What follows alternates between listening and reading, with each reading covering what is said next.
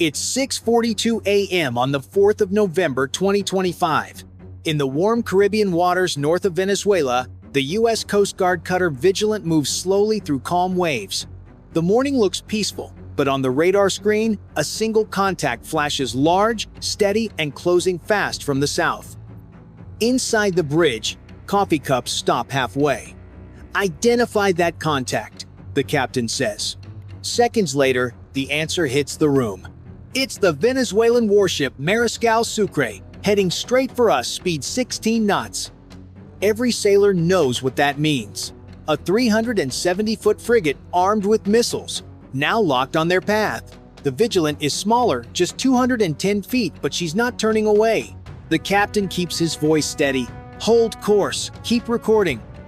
The horizon brightens, and a dark shape rises from the south. Two crews, two flags, one narrow line of sea between them. "Sir?" the radio tech says quietly. "They're calling us again." The captain nods. "Then let's hear what they want." The waters north of Venezuela may look peaceful on a map, but they're one of the most contested zones in the Caribbean. It's a thin blue strip between legal trade and illegal movement where cargo ships, fishing boats, and drug runners all share the same lanes. For the U.S. Coast Guard, these patrols aren't just about stopping traffickers. They're about keeping stability in a sea where law and politics constantly collide. On that November morning, Vigilant wasn't chasing anyone. She was enforcing maritime safety, what Washington calls security patrols. But to Caracas, any American ship this close to their coast feels like a challenge, especially when tensions have already been rising for months. The Venezuelan frigate Mariscal Sucre, F-21, isn't a small patrol boat. It's a Lupo-class warship, 370 feet long, fitted with automatic anti-ship missiles and aspide surface-to-air missiles, heavy firepower built to deter foreign presence. When a ship like that changes course toward a smaller cutter, it's not routine. It's a signal. You're being watched. To the sailors aboard Vigilant, this isn't just another patrol, it's personal. They've been at sea for nearly 3 weeks, working 12-hour shifts, surviving on instant coffee and adrenaline. They know one mistake, a wrong word over the radio, or a single aggressive turn could turn a cold standoff into an international crisis. For the United States, it's a test of resolve. Prove you can stay calm under pressure while standing firm on principle. For Venezuela, it's a message to their own people that they can push back against the West. That's why this short encounter matters so much. It's not about who fires first, it's about who blinks first. If you were on that bridge, would you hold your position or back away? Press 1 if you'd stand firm like Vigilant, or 9 if you disengage to avoid conflict, and subscribe to follow how this tension unfolds at sea. The contact kept closing in steady, direct, deliberate. On Vigilant's radar, the green dot was no longer just a signal. It was a warship with real people, real weapons, and unknown intent. "Distance, 5 miles, the navigator reported. The captain stayed calm. "Open comms, channel 16. Mariscal Sucre. This is the United States Coast Guard cutter Vigilant, operating in international waters. State your intentions." For several seconds, silence. Then a firm Venezuelan voice cut through the static. "Vigilant, you are in an area of Venezuelan national interest. Leave immediately or be treated as a threat." The bridge fell silent. The captain replied in steady Spanish, "Mariscal Sucre, we are acting under international law. We will maintain course." His voice was calm, but every eye on deck was fixed on the approaching shadow to the south. Moments later, the Mariscal Sucre appeared on the horizon. Its gray hull gleaming under the Sunday missile launchers lined its deck. The Vigilant, smaller and lighter, pressed forward through the shimmering heat. "Condition yellow," the captain ordered. The alarm sounded. Gun crews uncovered the Mark 38 cannons. Camera systems rolled, and logs recorded every move. 3 miles, the navigator said. "Still closing fast." "Come 10 degrees starboard," the captain said. "Keep maneuvering." The Vigilant adjusted her course, no retreat, just control. The Venezuelan ship mirrored every motion like a shadow. Its bow pointed directly at the cutter's flank. Sector San Juan called in. Vigilant, confirm situation. Reinforcement en route. Maintain visual. Do not escalate. Acknowledged, the captain replied, eyes locked ahead. The frigate was now within a mile. On its deck, sailors lined up, watching. Between them stretched a thin, silent wall of water shimmering under the tropical light. Every breath on the bridge was measured. Nobody blinked. The first response wasn't about firing, it was about holding the line, proving calm under pressure, and showing the flag without lighting a spark of war. If you were standing there, would you hold your ground or turn away? Press 1 to stay firm, 9 to step back, and subscribe to see what happens when power meets patience at sea. The Mariscal Sucre moved first. Her bow turned broadside across the waves, cutting directly into Vigilant's path. It wasn't a shot, it was a warning, a wall of steel closing the sea like a door. "Helm, hold course," the captain said, his voice steady but sharp. The Vigilant kept moving, her engines humming deep. On deck, sailors tightened grips on the rails as the distance closed fast, half a mile, then less. "In close water, every angle counts," the operations officer muttered. "One mistake, and we're trapped." The Venezuelan frigate held position, radar mast spinning again and again, a reminder that the cutter was locked in her sights. "Speed 12 knots, the helmsman said, holding steady. "Keep recording," the captain ordered. Cameras clicked in rhythm with the heartbeat of the ship. Then the radio burst alive. "USCGC Vigilant, you are in restricted waters. Alter course now." The captain replied, calm but cold. "Negative, Mariscal Sucre. We are in international waters under lawful navigation. Your maneuvers are aggressive. Maintain course at your own risk," came the answer. Tension climbed. Both crews stared across the narrow water. Through binoculars, the Venezuelan sailors looked close enough to touch. Nobody blinked. The Mariscal Sucre edged closer, her hull towering. Vigilant shifted 10 degrees to port, just enough to avoid scraping steel. The movement looked small, but on deck it felt massive, every vibration amplified by adrenaline. 200 yards, the navigator said. "They're blocking the northern lane."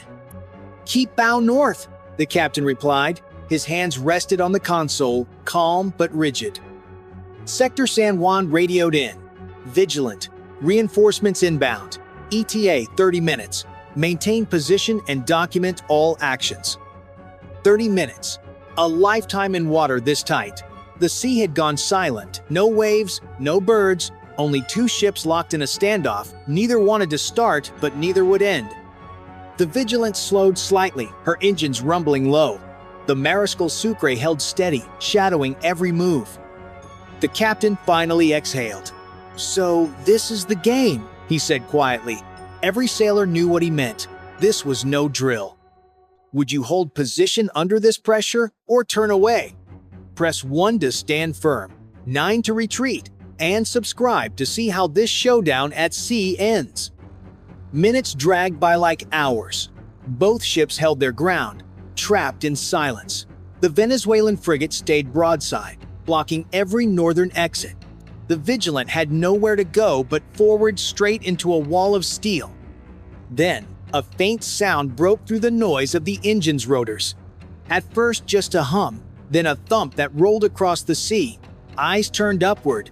Two MH-65 Dolphin helicopters appeared on the horizon, bright orange against the blue. "Sector San Juan, confirm air support?" the captain asked. "Affirmative. 2 Dolphins inbound, ETA 4 minutes, the voice replied. The crew exhaled quietly. Air cover meant they weren't alone anymore. As the helicopters closed in, the Mariscal Sucre shifted her stance. The turn was small, barely 10 degrees, but enough to open a narrow lane to the north. A calculated move, not surrender. She'd made her point. "She's pulling back," the navigator said. "Not retreating," the captain corrected. "Resetting the game." It became clear the standoff was never about firing. It was about the message.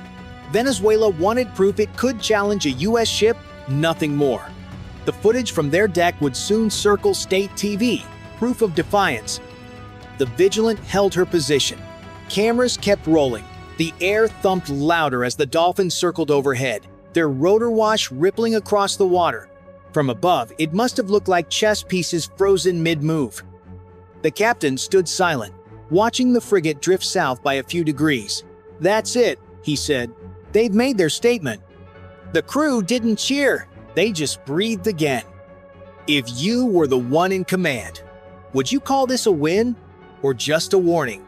Press 1 if you'd hold steady, 9 if you'd chase them south, and subscribe to see what happens when power, patience, and politics collide on open water. The ocean seemed frozen as the MH-65 Dolphins roared overhead. Their rotor blades hammered the air, sending shivers through the waves. One helicopter circled high, recording the entire scene. The other hovered directly above Vigilant, engines growling like thunder over steel. "Dolphin 1 on station," the pilot called.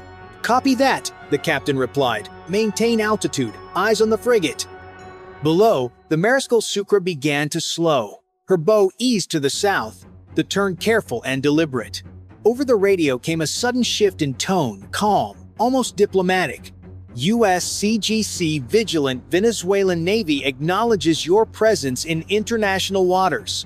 We will resume our patrol toward Venezuelan territory. No one moved. The captain's tone stayed flat. "Maintain course. Confirm distance. 400 yards increasing," the navigator replied.